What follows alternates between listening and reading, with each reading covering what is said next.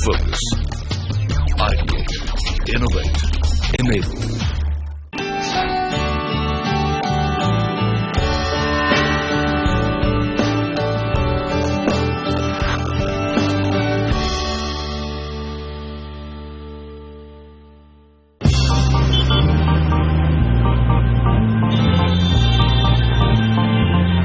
स्वागत है आपका CNBC आवाज की खास पेशकश स्मार्ट सिटी ऑफ इंडिया में। देश के 100 शहरों को स्मार्ट बनाने का सपना है पीएम मोदी का और इसी पर आधारित हमारी ये खास सीरीज है स्मार्ट सिटी ऑफ इंडिया। और आज इस शो में हम आपको लेकर जा रहे हैं मध्य प्रदेश की आर्थिक राजधानी इंदौर में। इंदौर सबसे पहले तो एक आर्थिक राजधानी के रूप में मध्य प्रदेश की जाना जाता है और ये सेंट्रल इंडिया का एक सबसे बड़ा इन्वेस्टमेंट डेस्टिनेशन बनकर उभरा है।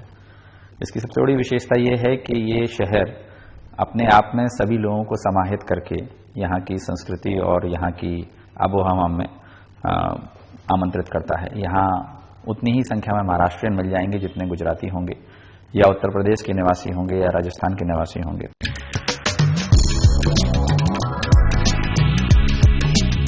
इंदौर स्मार्ट सिटी बनने की राह पर चल रहा है, लेकिन कैसा रहा है इस इंदौर का अतीत और क्या खास है इस शहर में, आइए जानते हैं।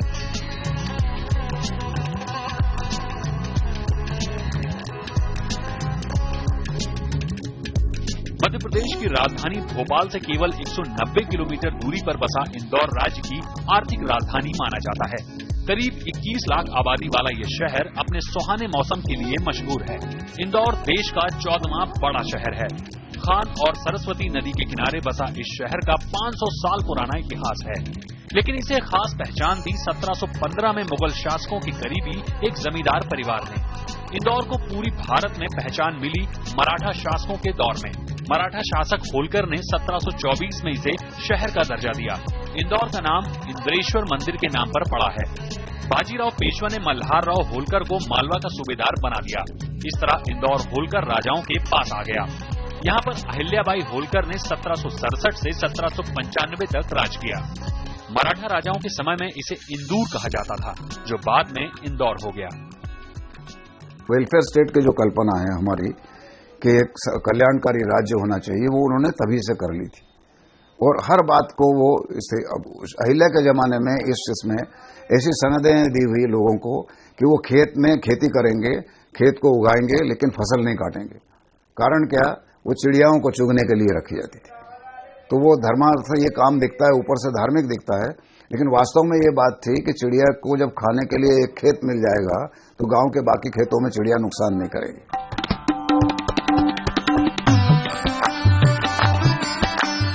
मुगल काल में इंदौर को उत्तर भारत और दक्षिण के बीच व्यापार और कारोबार का केंद्र माना जाता था, लेकिन आधुनिक उद्योगों की शुरुआत 20वीं सदी में बड़े पैमाने पर कॉटन मिलों के लगने के साथ हुई और इन मिलों से हजारों लोगों को रोजगार मिला।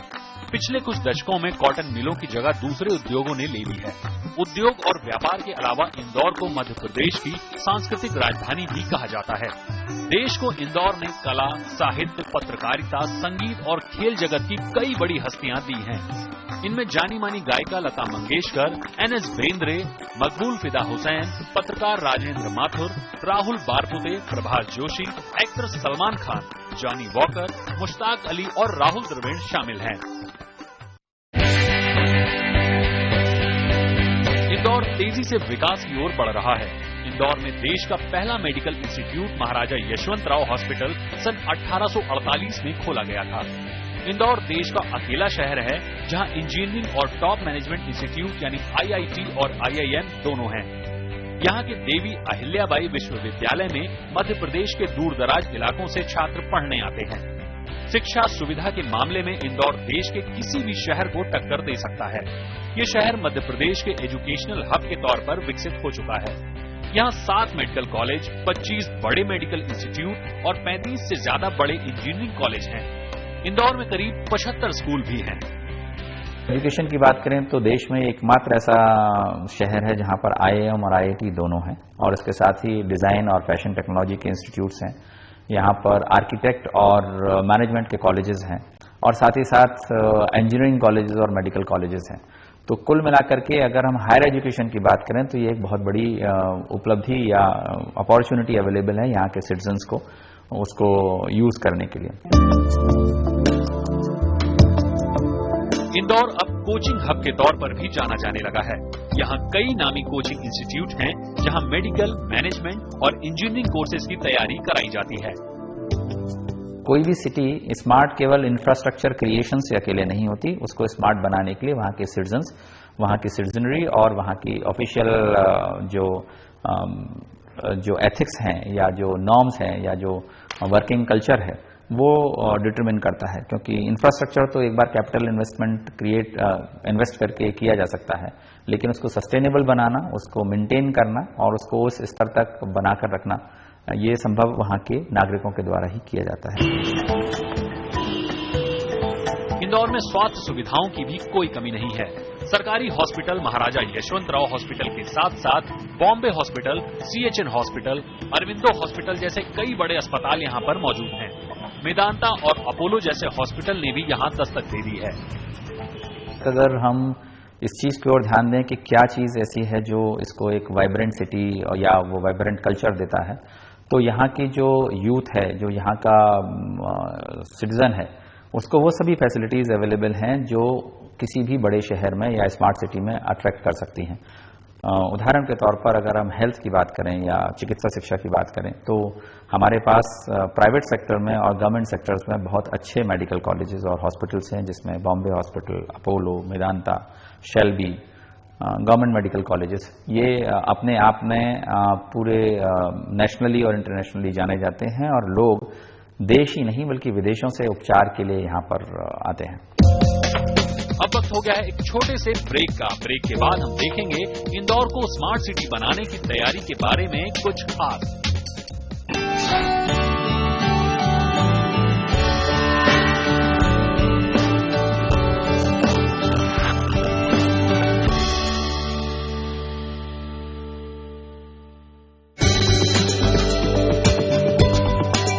ब्रेक के बाद स्वागत है आपका हमारे इस खास पेशकश smart city of India Indore में, जहां हम आपको दिखा रहे हैं इंदौर शहर और उसे स्मार्ट बनाने की तैयारी के बारे में। लंबी चौड़ी सड़कें, ये नजारा है इंदौर का। शहर का इंफ्रास्ट्रक्चर स्मार्ट सिटी के पैरामीटर पर एकदम फिट बैठता है। इंदौर में सड़क, हाईवे, बाईपास और बस रैपिड ट्रांसपोर्ट सिस्टम का बेहतरीन नेटवर्क है। इंदौर रेलवे से दिल्ली, मुंबई, कोलकाता, चेन्नई, पुणे और हैदराबाद जैसे कई शहरों से जुड़ा है। इंदौर से आगरा, मुंबई NH3, गोधरा NH59 और इंदौर से बैतूल, नागपुर NH59 ये जैसे 3 नेशनल हाईवे गुजरते हैं। कनेक्टिविटी के लिहाज से इंदौर काफी शानदार है। भारत सरकार द्वारा पारित GST बिल के कारण नागपुर, जो भारत के बिल्कुल बीचों बीच बसा एक शहर है, अब बड़े लॉजिस्टिक हब के तौर पर उभर कर सामने आने वाला है, जिसका भरपूर फायदा इंदौर में रहने वाले लोगों को मिल सकता है। ट्रांसपोर्टेशन की बात करें तो यहाँ BRTS है, एयरलाइंस की कनेक्टिविटी बहुत अच्छी है। सेंट्रल इंडिया में लोकेशन होने के कारण ये यहाँ से एयर कनेक्टिविटी के साथ साथ रेल कनेक्टिविटी बहुत अच्छी है और हार्ट ऑफ इंडिया में एस्टैब्लिश होने के कारण लॉजिस्टिक्स के पॉइंट ऑफ व्यू से ये बहुत आइडियली लोकेटेड स्पॉट है, जहां से हम नॉर्थ वेस्ट और ईस्ट, साउथ ईस्ट सारे एरियाज को बड़े ही इक्वी डिस्टेंस में ओवरनाइट ट्रेवल के बाद कवर कर सकते हैं। जबकि शहर के भीतर बेहतरीन सिटी बस और रैपिड ट्रांसपोर्ट सिस्टम है, जिसके जरिए बहुत कम वक्त में एक जगह से दूसरी जगह पहुंचा जा सकता है। इंदौर में 1500 करोड़ की लागत वाली मेट्रो ट्रेन योजना को हरी झंडी दी जा चुकी है। 4 कॉरिडोर वाली मेट्रो करीब 80 किलोमीटर के दायरे में बनेगी, जबकि शहर को एयरपोर्ट से जोड़ने के लिए सुपर कॉरिडोर भी बनाया गया है। BRTS जो पूरे देश में कुछ चुनिंदा शहरों में है, उसमें सबसे सक्सेसफुल मॉडल के रूप में इंदौर को जाना जाता है, जो बस रैपिड ट्रांसपोर्ट के माध्यम से है। लेकिन हम लोग इस बात से पूरी तरीके से भिज्ञ हैं कि भविष्य में BRTS अकेले से हम शायद लोगों को पब्लिक ट्रांसपोर्ट की तरफ आकर्षित नहीं कर पाएंगे और इसलिए मोनो रेल और साथ ही साथ मेट्रो रेल के बारे में गहन चिंतन और प्लान्स बन चुके हैं। उसकी फाइनेंशियल क्लोजर की तैयारियां की जा रही हैं एंड इंटरनेशनल डोनर एजेंसीज ने इसमें काफी रुचि दिखाई है। सुपर कॉरिडोर न सिर्फ एयरपोर्ट बल्कि आसपास के शहर जैसे कि धार, पीथमपुर, मांडव और देवालपुर को भी इंदौर से जोड़ता है। ये सुपर कॉरिडोर यहाँ पर रियल एस्टेट सेक्टर के लिए बहुत ही फायदेमंद साबित हो रहा है। स्मार्ट सिटी की जो अवधारणा ही है, अगर उसको हम देखेंगे, मुख्य रूप से हमें एक 600 एकर्स टू 700 एकर्स का ऐसा एक प्लॉट, ऐसा एक एरिया लेना चाहिए जिसको सबसे पहले इस प्रोजेक्ट के अंतर्गत हमें उसको 100% संपूर्ण रूपेण हमें उसको स्मार्ट एलिमेंट्स के साथ जोड़ते हुए नए शहर की जो आवश्यकता है, स्मार्ट शहर की जो आवश्यकता है, मॉडर्न रिक्वायरमेंट्स कैसे होने चाहिए, वो चीजें उस पर्टिकुलर एरिया में हमें करना था।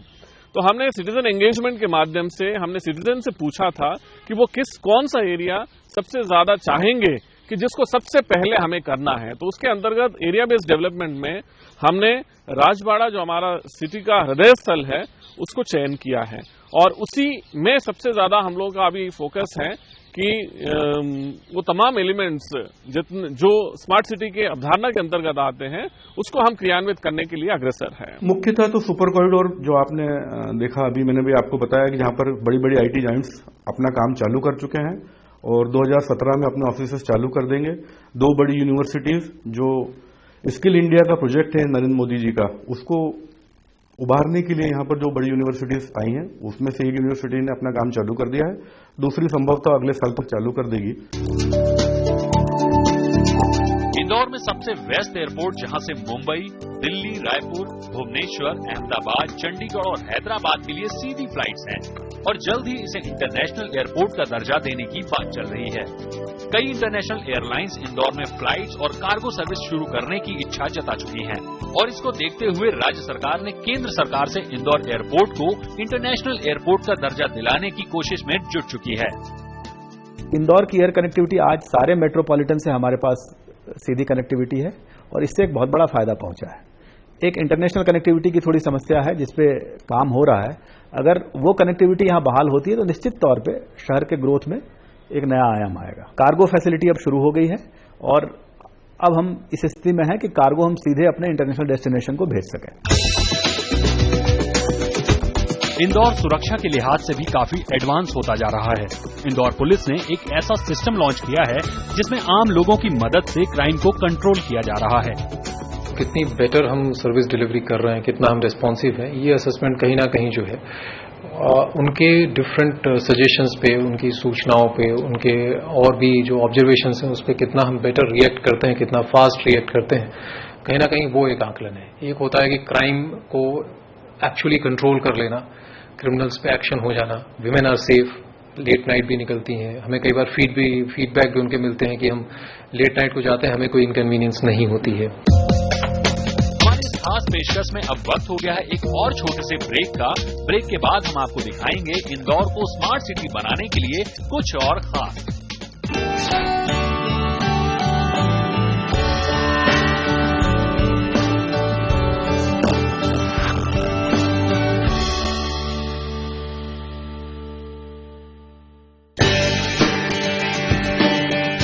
स्वागत है हमारी इस खास series smart city of India Indore में।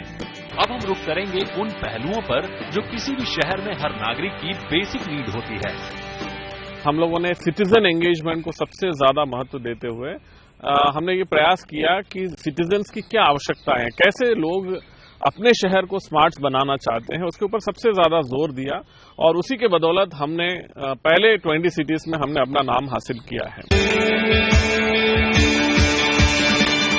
इंदौर की लोकेशन ही इसकी सबसे बड़ी खासियत है। इंदौर से दिल्ली, मुंबई और आगरा से बराबर की दूरी है।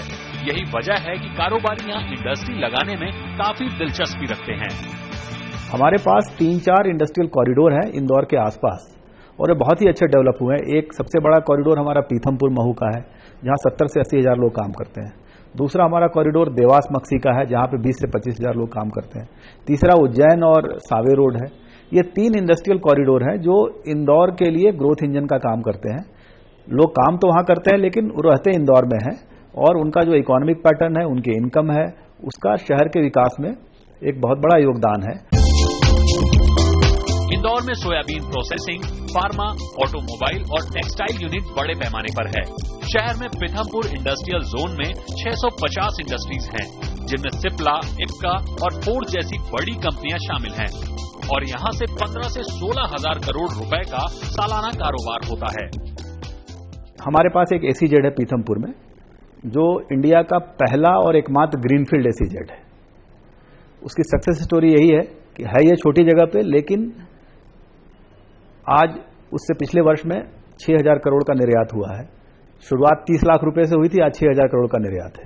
ये अपने आप में एक बहुत बड़ी ग्रोथ स्टोरी है। इंदौर अब आईटी हब भी बन चुका है।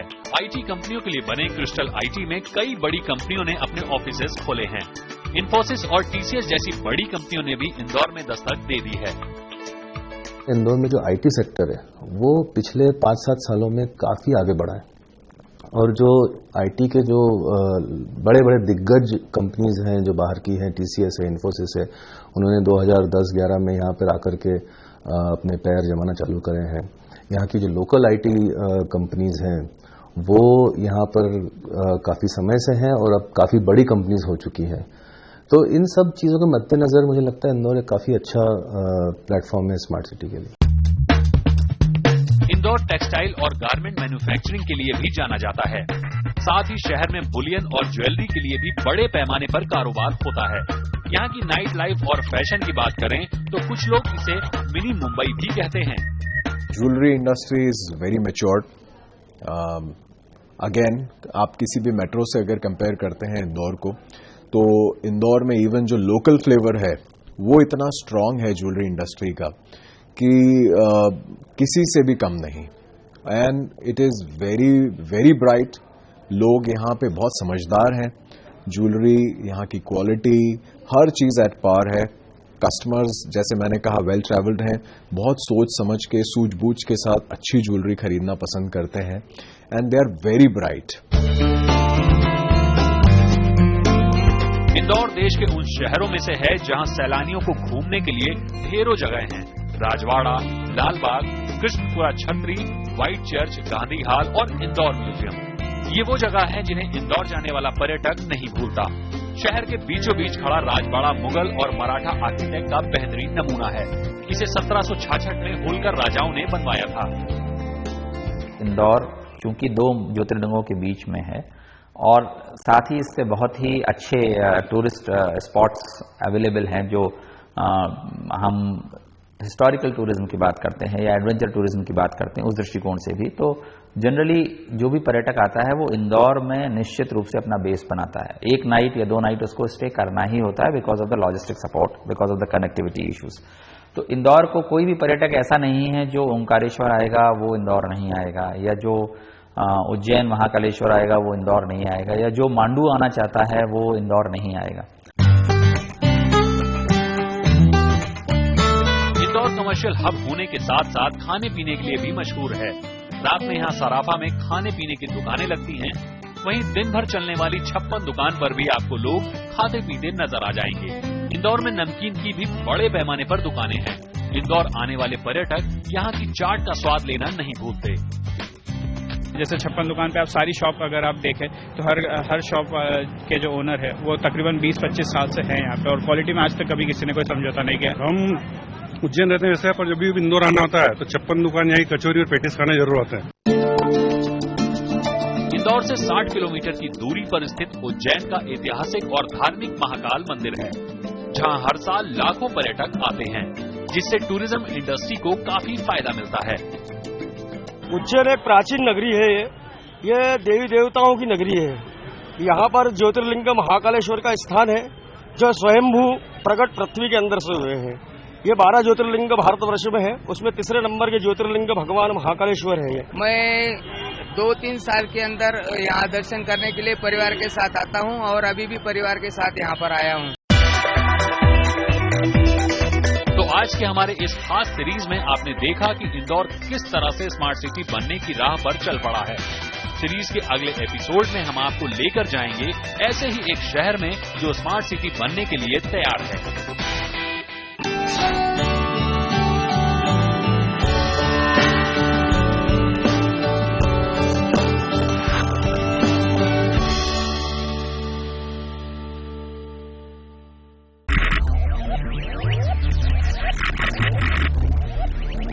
focus. Ideate, innovate, enable.